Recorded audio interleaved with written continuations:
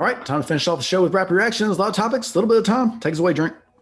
Let's roll, baby. After 33 seasons, 30 NCAA tournament appearances, and 3 national titles, North Carolina basketball coach Roy Williams has announced his retirement. Thoughts on his legacy?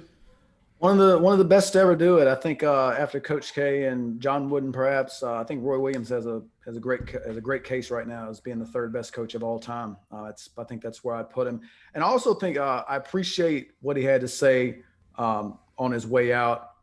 I don't think it's he's too old or can't do it anymore. He said he doesn't think he's the right guy for the job anymore. I think it takes a lot of courage and honesty to say that. I'm gonna miss him, and I'll also appreciate the checkered sport coats. Always thought they were great. Really snappy dresser as well. He's gonna be missed. Hall of Fame coach and former North Carolina alum Larry Brown believes Roy Williams should be allowed to choose his successor. You on board with this idea?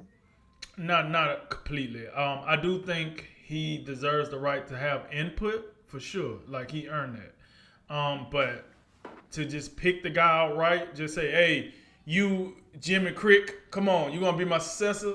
I'm out. I'm out on that.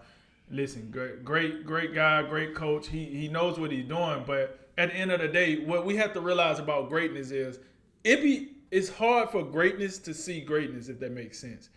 We criticize Michael Jordan because he was just bombing in the draft. You want to know why? Because he's great. It's hard for him to find other greats because his mind works one way, and that's how I feel about a coach like Roy Williams. His mind works one way, so I'm not a big fan of him just being the sole pick of the successor. I think it should be multiple opinions in that. That's just my opinion on that.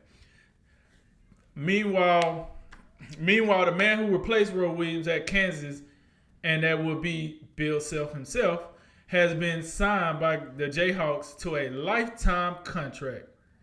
You think that's a good idea? I don't like this. I think there's too much funny business going around in Kansas right now. We saw it with the AD walking out of there, Les Miles, and I think we've seen Bill Self and the Kansas men's basketball program in the headlines too much for the wrong reasons, with trouble with the NCAA. So because of that, I don't really like this. I don't like the lifetime contract. I think that's too much, those smoke going out there of stuff being done wrong. So no, I don't like this. Texas has hired Chris Beard as its next basketball coach. He spent the last 5 seasons at Texas Tech and led the Red Raiders to the national title game in 2019. What do you think of this hire for the Longhorns?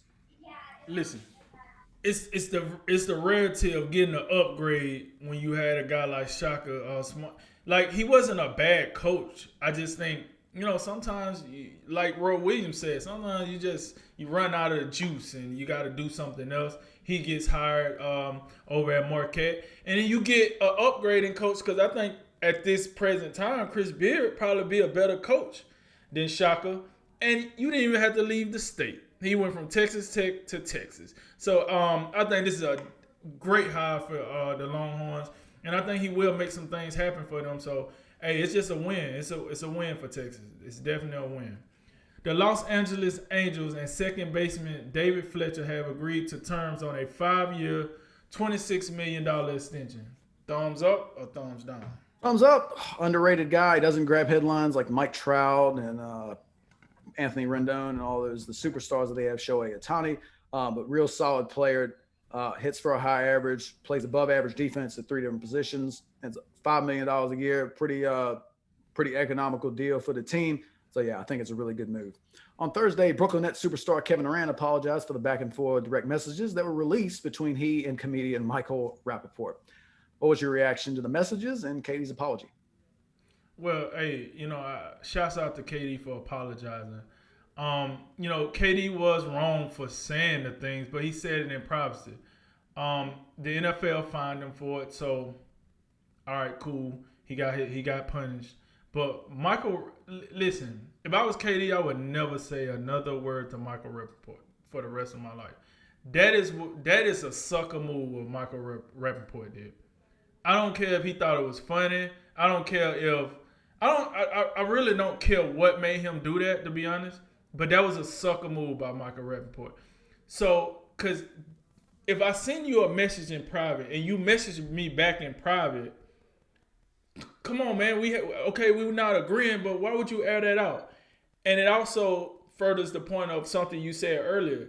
We're just in a world where everything you do got to get put on wax. You can't trust anybody, damn it, because somebody's gonna record something they should. Somebody's gonna do something they shouldn't. I just felt like this is a real sucker move by Michael Rappaport. And as far as I'm concerned, I didn't like that. I really didn't like that. If I knew somebody like him in real life, we'll talk about it. We would definitely be talking about this. But I didn't like what he did. But KD was wrong for saying what he said. He got fined. It is what it is. But I thought that was a sucker move by Michael Rappaport. The sister of charges on the Dan Spanos is petitioning a California court to put 1/3 of the team up for sale. Your thought? Yes. I think Dan Snyder should. Wait a minute, we're not. Oh, this is the Chargers. I'm sorry. I'm so used to talking about Dan Snyder and the football team. Man, I thought it was Dan Snyder. Right. You know, I really don't have an opinion. I really don't have an opinion about Dean Spanos and the Chargers. I think go back to San Diego. That's my opinion. Los Angeles Lakers center Marc Gasol is questioning his place on the team in the aftermath of the team signing Andre Drummond from the buyout market. Is he right to question his place on the team? Hell no, he ain't. Are you kidding? Marc Gasol, I want you to go look in the mirror and say, why is Andre Drummond on this team? Why did the Lakers feel the need to go out and sign him when he just got bought out by Cleveland? I wonder why. Maybe I'm not playing well enough. Maybe I should be frustrated with myself. Instead of crying about it with the news, maybe I should just play better. Or if I can't play no better than when I'm playing, maybe I should just retire since I don't like the situation that I'm in. This is nonsense. So you go out there and you don't do your job. The Lakers go out and get somebody that can do your job, and you're mad because you're behind this guy? Play better. What are we talking about? This is that part of that NBA crime stuff we be talking about. That ain't it. You need to go back over to Spain and work on that, because that's not it. Last one, Warriors and Hawks tomorrow night in Atlanta. Who you got, Jay? Oh, yeah. Is there another question in there? Yeah, it is. It is.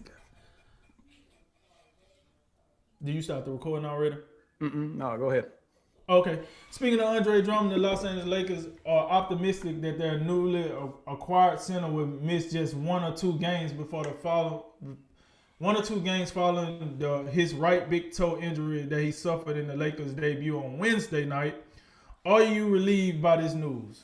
Yes, I think any longer absence by Andre Drummond would be devastating to the Lakers. They're already looking like a big infirmary over there with LeBron and AD out. We know they've been struggling without him.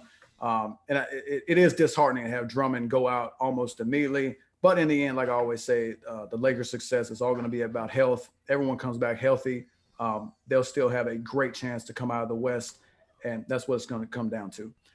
Last one, Warriors and Hawks tomorrow night in Atlanta. Who wins, Drink? I'm going to take the Hawks. Even though the Warriors got the best player on the court, I think the Hawks got the better team on the court. So, and it's in Atlanta. Ain't no telling how that might go. But with that said, I'm going to take Trae Young and the Hawks. All right. That concludes today's Drink of Wisdom. Thank you for joining us. As always, like, listen, share, subscribe. We appreciate it all. And I'm Jay Wise. And I'm Nathan Drinker. And remember, make tomorrow better than today and make today better than yesterday. And you know what we going to do. We going to holler at you until next time, baby. Yo.